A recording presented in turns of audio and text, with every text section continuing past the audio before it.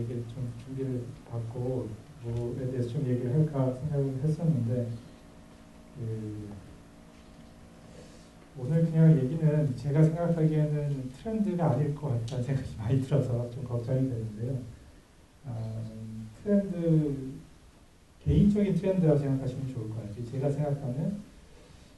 제가 생각하는 게 저는 뭐 트렌드라고 생각해서 남들이 생각하는 거는 그런 생각을 해요. 남들이 생각하는 트렌드는 트렌드가 아니고 디자이너가 이제 스스로 생각하는 게 트렌드여야 되지 않을까라는 생각을 많이 하거든요. 그래서 오늘 얘기는 아주 개인적인 입장에서 제가 말씀드리는 거라고 생각을 좀 해주시면 되고요.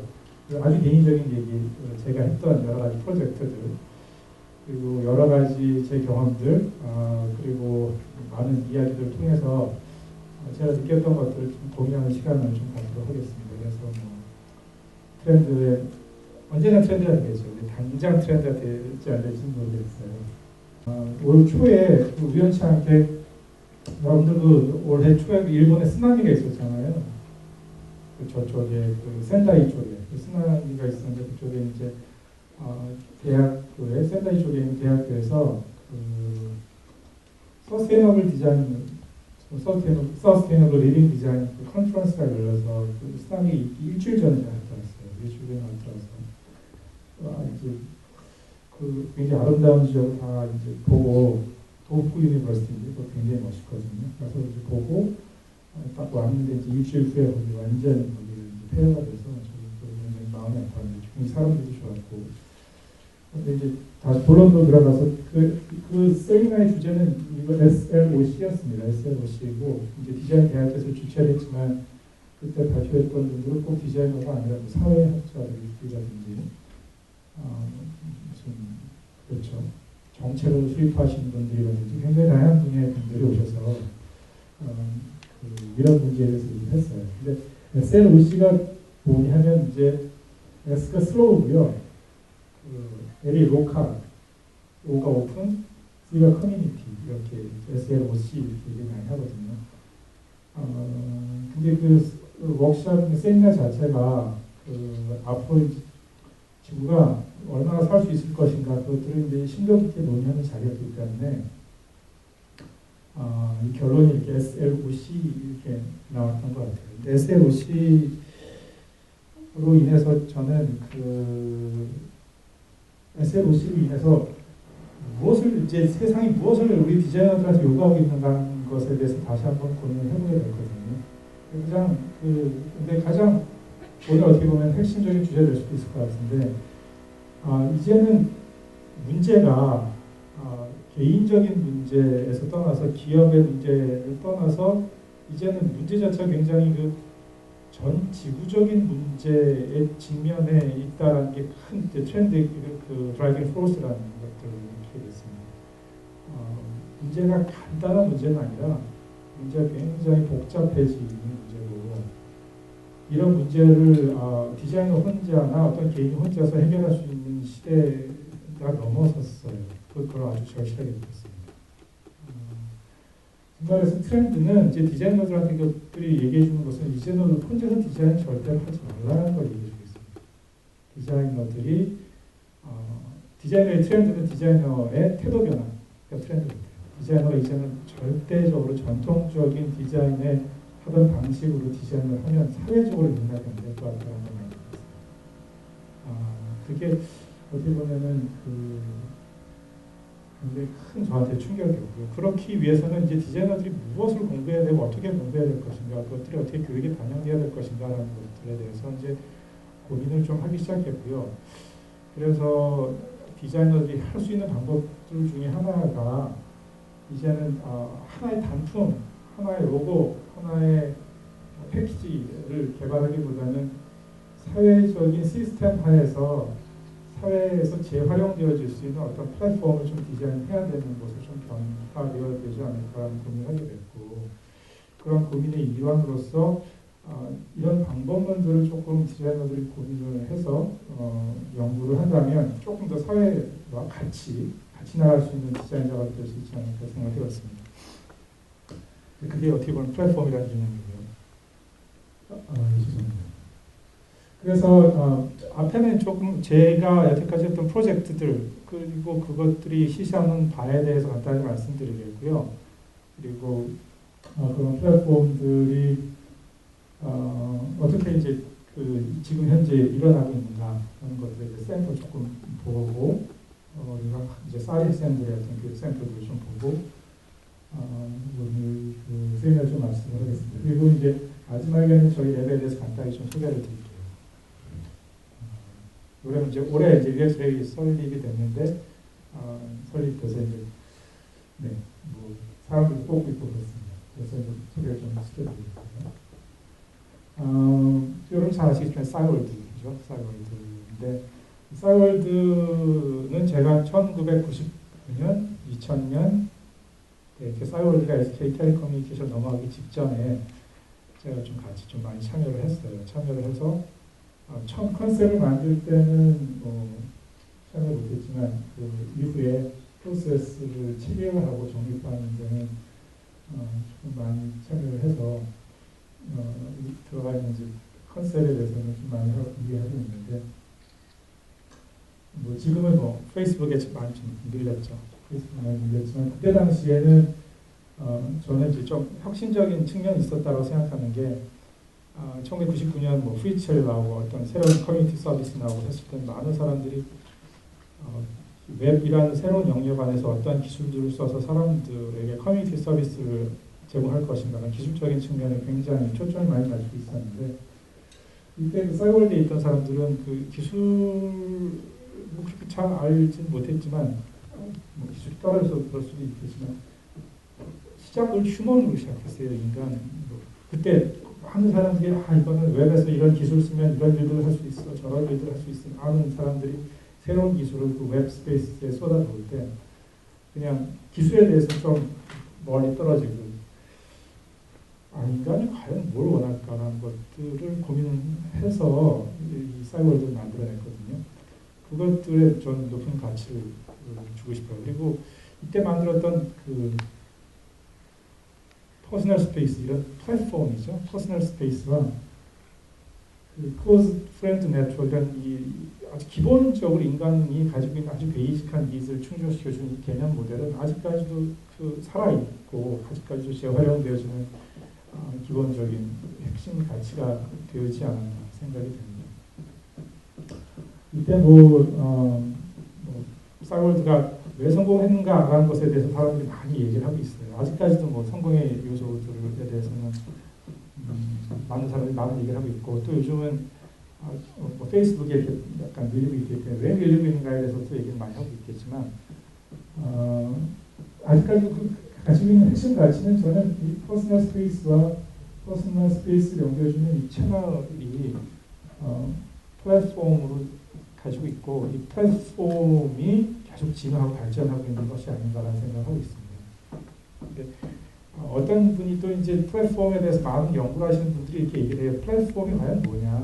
플랫폼이 지금은 멀티 플랫폼 전략해서 핸드폰, TV, 컴퓨터 이게 또 플랫폼 아니냐 이런 식으로 얘기를 많이 하고 있고 플랫폼이 안드로이드냐 플랫폼이 아이폰이냐 이렇게 얘기를 하고 있지만 그 이면에는 저는 한번 다시 생각해봐야 될 것이 인간이 플랫폼이다 저는 생각하고 있어요. 인간의 기본적인 니즈를 충족시켜주고 그리고 아주 심플한 기능으로 한 가지 기능으로 그리고 그것들이 다른 여러 가지 분야에 적용이 되어져서 변화를 시킬 수 있다는 게 플랫폼이 될 것이다라는 생각을 했습니다. 그러니까 이 싸이월드를 통해서 제가 얻은 것은 다른 건 없어요. 그냥 플랫폼이다. 기본적으로 플랫폼이라는 것들이 앞으로 이제 세상을 바꿀 키 트렌드라는 것들을 조금 배우게 되고요. 그 다음에 이제 제가 이제 무성대학교를 떠나서 쌀로 옮겨왔어요. 2005년도에 제품 쪽으로 왔기 때문에 이제 웹 딱 끊고 이제 제품을 하겠다고 생각하는 것이 아니라 제가 싸이월드에서 배웠던 어떤 여러 가지 기본적인 컨셉을 제품 디자인에도 한번 적용해 보야겠다라고 고민을 좀 많이 하고 있고 어떻게 적용할 수 있을 것인가 방법론들을 좀 고민했는데 프로덕트 디자인도 결국 보니까 개인적인 니즈를 고민을 해서 그것들을 피지컬한 어떤 물리적인 폼과 어떤 기능으로 표현해내는 게 결국은 프로덕트 디자인이라는 생각이 들었습니다. 이게 기본 구조죠. 웹 서비스와 별 다를 가 없습니다. 여기서 그 플랫폼이 과연 무엇인가 고민했어요. 고민하다가 지금 올해 찾아낸 게 프로덕트 디자인 쪽에서 또는 프로덕트 엔지니어링 디자인 쪽에서 연구하는 것 중에 이 프로덕트 아키텍처라는 게 있더라고요. 프로덕트 아키텍처라는 건 뭐냐 하면 보이시는 이 플랫폼이죠. 기본 플랫폼을 만들어서 기본 플랫폼으로 여러 가지 이제 어플리케이션을 만들자 이런 취지의 컨셉이 프로덕트 아키텍처입니다. 이제 프로덕트 아키텍처는 제품의 초기 개발에서는 많이 사용되어지지 않는데 제품이 점점 그 시장이 그 경쟁이 심화되어지면 많은 기업들이 이제 프로덕트 아키텍처를 고민하기 시작하더라고요. 왜 그러냐면 어떤 부분들이 재활용되어져야 되기 때문이고 사회가 어떤 발전함으로써 회사가 진화함으로써 회사의 이윤 구조가 서스테이너블하게 가기 위해서는 어쩔 수 없이 이런 플랫폼을 갖고 가야 되겠지만 그런 여러 가지 논문들을 좀 발견하게 됐어요. 이런 플랫폼을 정해보면 프로덕트 아키텍처라는 것은 펑션 엘레먼트하고 피지컬 청크와 구분하고 그것들의 인터랙션을 파악하는 부분이고 엔지니어 아주 그 퓨어의 엔지니어링 부분이에요. 엔지니어링 쪽에서 많이 연구되어지는 부분이고 그런데 이것들을 한번 디자인에 한번 적용시켜 보겠습니다. 그 프로세스는 그래서 엔지니어들이 하는 것처럼 굉장히 디테일하게 하지 않았어요. 첫 번째는 그 제품을 이루는 여러 가지 구성 요소들을 파악을 해보고 두 번째는 그걸 잘 그룹핑을 하고 세 번째는 그것들의 관계를 모듈로 표현해 보자라는 게 프로덕트 아키텍처의 기본입니다. 여태까지는 디자이너들이 폼, 펑션을 위주로 이제 접근했다면 조금 그 시스템적으로 접근해보면 그 제품 디자인에서도 우리 플랫폼의 개념을 갖고 갈 수 있지 않을까 고민을 했어요. 그래서 뭐 한 예입니다. 지금 뭐 가을학기에 지금 진행하는 프로젝트고 저희가 이제 15주 수업인데 5주는 딱 끊어서 이 프로덕트 아키텍처만 했어요. 프로덕트 아키텍처를 했는데 왼쪽에 보이시는 이런 공기청정기를 하나 구입해서 다 뜯어봤죠. 다 뜯어보고 그 컴포넌트로 나눠서 이걸 붙이고 이거 붙였더니 이렇게 됐고요. 그리고 그것들을 다시 그룹핑을 했어요. 그랬더니 이런 모양이 나와요. 이게 아키텍처입니다. 제품을 다 분해해서 그것들을 다시 그룹핑해서 재조합해서 이것들을 시각적인 관계를 볼 수 있게끔 하는 게 바로 아키텍처링이고요. 이 아키텍처링을 함으로써 우리가 뭘 할 수 있었냐면 공기청정기 한 모델을 분석했지만 공기청정기가 어떻게 역사적으로 진화해왔고 앞으로 진행할 것인가 그리고 어떤 부분을 어떻게 바꿀 수 있을 것인가라는 것들에 대한 메커니즘을 알 수 있었던 거죠. 이거는 이제 엔지니어링 쪽에서 하는 거예요. 여기까지는. 근데 이제 여기서 좀 재미있는 현상은 저희가 이렇게 다 분해해서 보면 이런 엔지니어들이 어떻게 제품을 디자인했구나라고 볼 수 있는데 디자이너는 그런 파트에만 집중할 뿐만 아니라 사람이 이걸 어떻게 사용하는지를 관심 있게 봅니다. 근데 공기청정기 여러분 집에 써봐서 알겠지만 쓰는 경우가 별로 없어요. 인터랙션이 별로 없어요. 가서 딱 터치해놓고 하루 중 24시간 돌리거나 물이 떨어지면 물 바꿔주고요. 씻으려면 씻고 이렇게 경험 자체는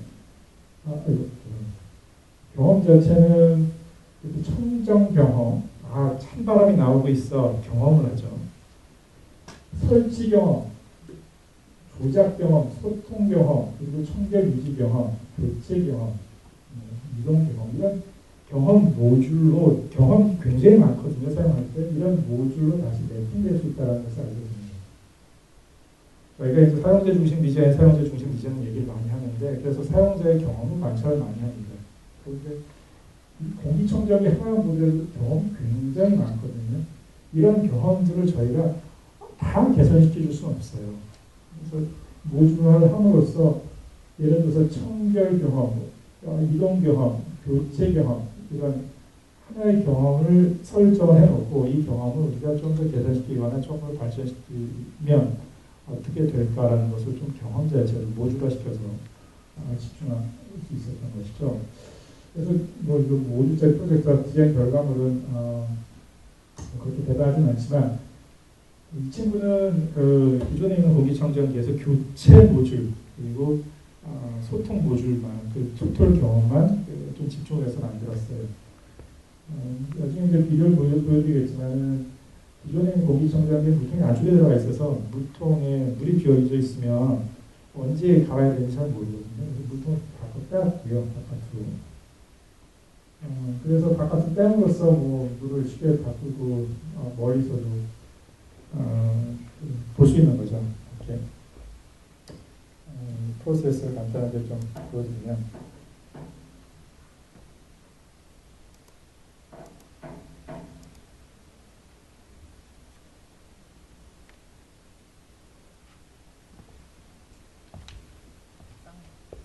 소리도 좀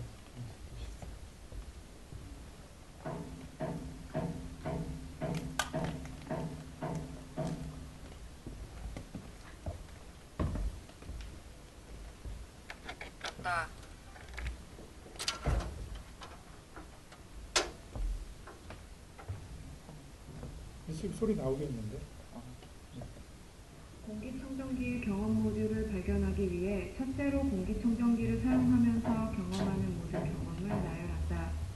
나열한 경험을 바탕으로 각각의 경험에 영향을 끼치는 청크를 나열해본다. 마지막으로 공기청정기의 모듈과 경험의 상관관계를 알아보고 도식화한다. 앞에서 진행한 프로덕트 아키텍처와 경험 모듈을 바탕으로 우리가 앞으로 진행할 공기청정기 디자인의 경험 전략을 수립한다. 우리의 큰 비전은 통할통, 이는 공기가 통하다라는 뜻이다. 맑고 깨끗한 공기를 사용자에게 제공해야 한다는 의미로 우리가 집중해야 할 요소는 맑을 청, 마음심, 바꿀환, 청심환이다. 청은 청량 경험을, 심은 소통 경험을, 환은 교체 경험을 의미한다. 사용자에게 더 나은 경험을 제공하기 위해 청심환의 경험을 집중적으로 디자인하였다. 이번 프로젝트에서 내가 집중한 경험은 바꿀환 교체 경험 모듈이다. 비워터풀은 기존의 물통을 공기청정기에 위로 올리고 호조를 옆에서 사용자가 물을 볼 수 있도록 하였다. 정면의 전원을 터치하면 숨겨진 조작부가 드러나고 작동을 시작한다. 더러운 공기를 흡입한 후 디스크를 거쳐 깨끗한 공기가 제공된다. 사용자는 비워터풀을 사용하다가 물통에 물이 떨어지면 물통을 분리하여 물을 채워넣는다. 사용자는 깨끗한 물을 시각적으로 볼 수 있어서 안심이 되고 제품도 깨끗하게 유지할 수 있다.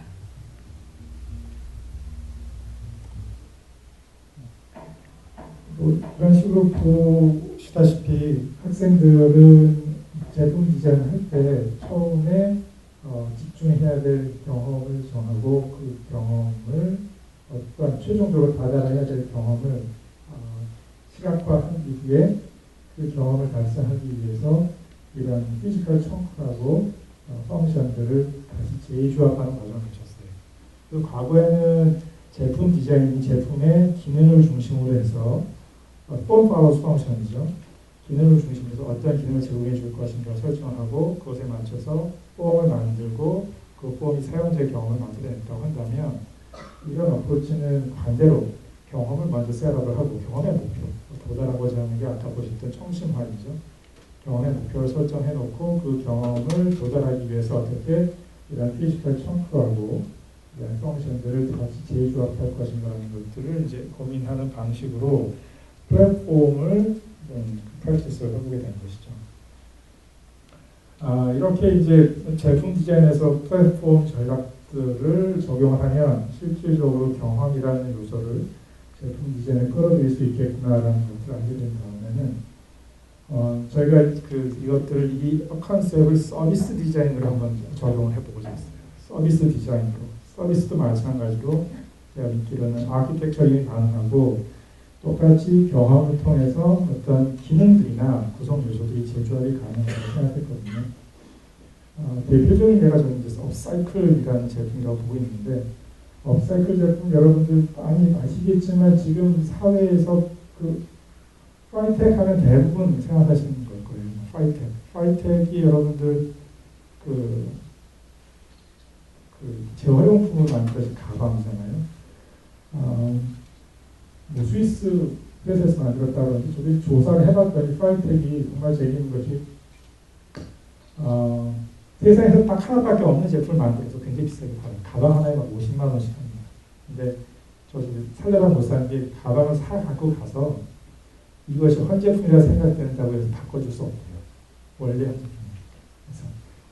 그래서 비싼 돈을 내고 사는데도 이게 교환이 안 돼. 그래서 못 사게 되는데 파이텍이라는 것 자체는 기존에 있는 사회에서 버려져지는 시스템을 다시 재수거해서 그걸 가공을 해서 다시 서비스들한테 제공해주는 제품인데 이것들을 보면 판매, 분리수거, 디자인 자체가 굉장히 유기적으로 연결되어져 있어요. 디자이너가 혼자 할 수 있는 일은 아닙니다. 실질적으로. 하지만 디자이너가 제공해 줄 수 있는 요소는 서스테이너블한 플랫폼을 제공해줘서 나머지 사회가 또 나머지 시스템이 이 디자인을 도울 수 있게끔 하는 시스템을 개발했다는 게 좀 큰 의의라고 생각이 돼요. 파이텍에서 디자이너가 디자인한 게 거의 없거든요. 디자인 플랫폼을 설계하고 플랫폼을 잘 만들어서 다른 사회적인 요소들이 구성 요소원들이 이 시스템을 잘 도와줄 수 있도록 만든 거예요. 그것들이 좀 대표적인 앞으로의 트렌드가 되지 않을까라는 생각이 듭니다. 아까 말씀드렸듯이 그 제품을 프로덕트 아키텍처링을 해서 기업이 얻을 수 있는 효과는 기업의 이윤이에요. 그런데 이런 업사이클 제품들에서 저희가 볼 수 있는 건 뭐냐면 기업의 이윤이 아니라 사회적 이윤입니다. 사회적으로 많이 코스트를 다운시킬 수가 있고요. 버려지는 제품이 재활용되어지니까. 그리고 사회가 조금 더 아까 말씀드렸던 SLC, 슬로우, 로컬, 오픈, 그다음에 C, 커뮤니티로 접근하게 하는데 많이 도움을 준다고 생각이 돼요. 또 찾아봤더니 이거는 에르메스에서 하는 업사이클 제품입니다. 에르메스에서 가죽 제품을 만들죠. 가죽 제품을 만드는데 가죽이 굉장히 비싼 가죽이에요. 그런데 짜투리 제품들이 많이 나오는데 짜투리들이 그 짜투리들을 활용을 해서 재미있는 제품들을 만들더라고요. 이건 판매하지 않고 실질적으로 각 매장의 디스플레이에 활용이 된다. 이것도 어떻게 보면 버려지는 것들인데 사회적으로 그것들을 재활용할 수 있는 시스템을 만들어서 아주 조금 사회를 건강하게 만드는 하나의 노력, 이런 이야기도 있고요. 이거 인도네시아 디자이너라고 하는데 굉장히 재밌어요. 자동차 번호판이죠. 번호판이 많이 버려집니다. 실질적으로. 버려지는 것들 재활용을 해서 멋있게 쓰고 있어요. 이것도 어떻게 보면 플랫폼을 만들어서 실질적으로 버려지는 그 폐기물들이 디자이너로 활용될 수 있도록 사회적인 유도를 창작을 시키는 것들이고 이것들은 디자이너가 디자인을 잘 해서가 아니라 플랫폼을 잘 만들어서 사회에 재원을 있기 때문에 그렇습니다. 엄청 멋있죠? 이건 전 세계 하나밖에 없는 테이블일 거예요. 디자이너는 이제 디자이닝 자체에 대해서 관점을 조금 바꿀 필요가 있다라고 생각이 돼요. 조금 더 건강한 사회를 나가기 위해서. 이런 의견이 있으면 정말로 물론 끝에 부분은 가공이 필요합니다. 하지만 전 세계 하나밖에 없는 의자라는 생각에 높은 돈을 지불하고 하는 사람들이 살게 되지 않을까 싶어요. 이런 것들은 사회가 상당히 이거이기도 하고요. 이거 플란드 회사인데 그 간판들을 이렇게 외국은 간판들을 캐릭터 하나씩 따로 이렇게 만들어서 붙이나봐요. 우리나라랑 달리. 이것들을 다 재활용하기 위해서 이것들을 수거해서 안쪽을 LED로 바꾸어서 그 개인적인 조명을 활용할 수 있게끔 만들어 놓은 것이고 여기 재미있게 디자인하는 건 아무것도 없습니다. 플랫폼입니다.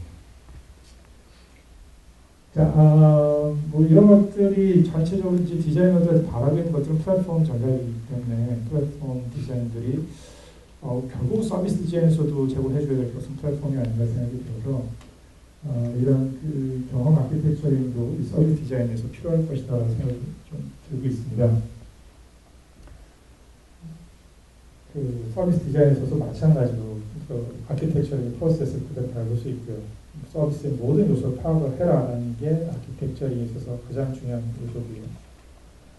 두 번째 똑같습니다. 그룹된 네임드 투게더에서 모듈 시스템을 만들어내는 게 중요하고 그 세 번째는 Visualize the interaction between the modules인데 여기서 이제 그 비주얼라이제이션을 통해서 서비스에 있어서 집중해야 되고 또는 개선 가능한 어떤 경험의 모듈을 기회 영역으로 뽑아내는 게 굉장히 중요하죠. 그 기회 영역을 뽑아내서 그것들로 서비스 컴포넌트를 만드는 것들이 프로세스에 좀 필요하다고 생각됩니다. 굉장히 디테일하게 들어가면 많은 사람들이 그 서비스 디자인을 4D 얘기를 많이 해요.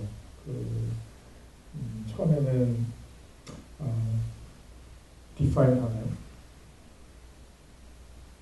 4D 얘기를 많이 하는데 뭐 define, deliver, design 조작을 있는데 저는 결국은 그 프로세스도 이런 프레임워크 안에 들어갈 수 있지 않나 생각합니다. 자, 이거는 지금 현재 사디에서 나머지 10주 동안 15주 수업 중에 앞에 5주는 프로덕트 아키텍처링 했고요. 10주 동안에 이제 서비스 아키텍처링을 하는데 서비스 아키텍처링을 하는 도중에 한 학생의 이제 과제를 좀 보여드리는 거예요. 이 학생은 시각장애인을 위한 시각장애인이 운동을 잘 못하니까 시각장애인이 이제 운동을 할 수 있는 시스템을 또 서비스를 좀 제안해 보겠다 그래서 실질적으로 헬스케어 동호회에 좀 참여를 해서 사용자들을 관찰하고 조사하고 있는 과정입니다. 우리 주변에 이제 시각장애인들이 많이 있지만 우리 사회에서는 억세스가 굉장히 쉽지 않아요. 그분들도 마음을 열지 않고 또 우리들도 주변에 찾기 쉽지 않고 그래서 인터뷰를 하기 위해서 어쩔 수 없이 이 친구들이 그 마라톤 동호회에 가입을 해서 마라톤을 같이 뛰는 거예요. 시각장애인들은 우리가 아는 것과는 굉장히 많이 다른 요소들을 갖고 있는 걸 알 수 있었습니다. 대표적으로 이 부분인데요. 우리가 이제 시각장애인들에게 우리가 배려를 베푼다고 해서 시각장애인들이 이렇게 손을 잡고 이끌어주면 시각장애인들이 제일 싫어하시대요. 정말 무섭대요. 자기가 주도해서 걷지 못하는 것이 굉장히 무섭다 이렇게. 그래서 보면은 이렇게 팔목에 차는 것들을 가지고 가이드만 해줍니다. 가이드를 해주면 여기 이제 그 고무줄이 달려서 고무줄 끝을 잡고 이렇게 자기 방향을 잡으시는 거예요. 그런 것들을 비롯해서 저희가 제가 알지 못했지만 시각장애인에 대한 오해들을 굉장히 많이 풀 수 있는 계기가 됐어요. 시각장애인 분들은 대표적으로 느꼈던 게 뭐냐, 저희는 시각장애인들이라고 얘기를 하시는데 시각장애인들도 전능 분들이 있으시고 저시력장애인들도 있으시고 굉장히 다양하신 분들이 있어요. 그리고 정말 저 뼈저리게 느꼈던 것은 이분들은 시각장애인 분들이 아니라 그냥 우리가 똑같은 인간이고 단지 시각적인 어려움을 느끼시는 분들이에요. 그러니까 다른 기관들은 똑같아요. 우리 인간하고. 단지 시각적으로 무언가를 보실 때 어려움을 느끼시는 분들이라서 시각장애인이라는 카테고리를 만들어 놓은 자체가 디자인에 있어서 큰 어떤 obstacle이 되는 것들을 느꼈어요. 인간으로 접근하지 않거든요. 인간으로 접근하지 않고 어떤 다른 특성을 갖고 있는 외계인으로 접근하는 경우가 많아요. 디자이너는. 이걸 조금 더 자세하게 관찰할 필요가 있다는 것도 느꼈죠. 더 힘들죠. 그리고 또 찾아봤더니 인구를 위해서 에이블 바디스 81.5% 정도가 이제 보통 이제 정상의 카테고리에 들어가고 이쪽 부분들이 이제 시비어 어빌리티 로스라든지 모더레이트 어빌리티 로스 이쪽 부분이 이제 어떤 어려움을 겪으신 분들 파퓰레이션에 속하는 것인데 저희가 디자인 쪽에서 교육을 많이 받을 때 또 마케팅 쪽에서 교육을 많이 받을 때는 이쪽을 좀 대상으로 해서 그 세그멘테이션하고 타겟팅을 하고 포지셔닝을 하죠. 보통 많은 기업들이 그래요. 이분들이 돈을 쓰실 것이다 라고 가정을 해서. 근데 이 사람들을 몇 명이 살펴보면 20, 30대예요. 여러분들이 40대, 50대로 넘어가면 이게 들어갑니다. 근데 지금 사회적으로 어떤 현상이 나타나고 있냐면 전반적으로 20, 30대는 줄어들고 있고요. 사회가 에이징 소사이티 되면서 이쪽 부분이 점점 늘어나고 있어요. 여러분들이 앞으로 닥칠 사회들은 지금 전통적인 마케팅 기법들이죠. STP죠. 세그멘테이션 타겟팅 포지셔닝으로 하는 접근법으로는 점점 없어지는 마켓을 예상하는 리서치가 있다. 앞으로 점점 늘어나는 마켓은 이쪽이죠. 그래서 이것도 트렌드가 될 수 있지 않을까 생각이 듭니다. 점점 이머징 마켓이죠. 이분들에 대한 연구를 함으로써 앞으로 늘어나는 시장에 대한 여러분들이 선점할 수 있을 것이라고 생각이 되고 그래서 트렌드 이게 시각장애인 분들 혹은 에이징 피플이라고 생각해요. 그분들이 지금 현재 돈을 쓰실 건 아니지만 이분들에 대한 연구를 함으로써 나머지 시장들을 좀 접근할 수 있지 않을까라는 생각이 들고 이것도 명심해야 될 디자인 키워드가 될 것이다. 유유저라는 것들 생각이 듭니다. 이거는 이제 지금 현재 아직까지 결과만 나오지 않았지만 이제 진행하고 있는 프로젝트 샘플을 보여주고 있는데요. 시각장애인들을 연구를 해서 이 친구들이 제안하는 그 서비스 플랫폼은 나이키라는 그 서비스 플랫폼 프로바이더가 그 제공을 해줘서 자원봉사자들이 시각장애인과 좀 협업을 해서 시각장애인이 혼자서도 마라톤 하거나 운동을 연습하거나 운동을 할 수 있게끔 하는 서비스를 제공해 주겠다는 식으로 아이디에 대한 접근을 하고 있고요. 그런 것들을 하기 위해서 그 기존에 있는 여러 가지 서비스 엘리멘트들을 조사하고 있고 그것들을 시각화하기 위해서 지금 굉장히 노력을 하고 있어요. 그래서 보면은 뭐 before, during, after에 어떤 액티비티들을 하고 있고 그 관련된 터치 포인트들이나 지금 제품들은 무엇이고 프론트엔드에서 어떤 일이 일어나고 있고 백엔드에서 어떤 일이 일어나고 있고 거기서 실질적으로 백엔드에도 있지만 프론트엔드에 보여지지 않거나 액세스가 가능하지 않은 것들은 무엇인가라는 것들을 비주얼라이즈해서 학생들이 연구를 하고 있고요.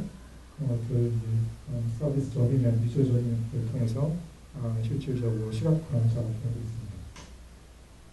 아직까지 결론이 안 나와서 여러분들 결론을 못 보여드리는 건 굉장히 죄송하다고 생각하는데 디자이너들의 작업들 또는 디자이너의 작업의 영역들이 조금 이렇게 확장이 되는 것들에 대해서 많은 인풋들을 지금 받고 있고 이런 것들에 대해서도 디자인 현장이나 디자인 교육 현장에서도 많은 그 인식의 전환이 좀 필요하지 않을까 생각합니다. 이거 결론 페이지가 되겠는데요. 서비스 디자인 하다 보니까 좀 재밌었던 것이 뭐냐면 서비스는 백스테이지와 프론트스테이지가 있는데 백스테이지에 굉장히 많은 서비스가 있는데도 불구하고 프론트 스테이지에서 그것들이 어떠한 이유에 의해서 억세서블 하지 않거나 비지블 하지 않는 경우들이 굉장히 많더라고요.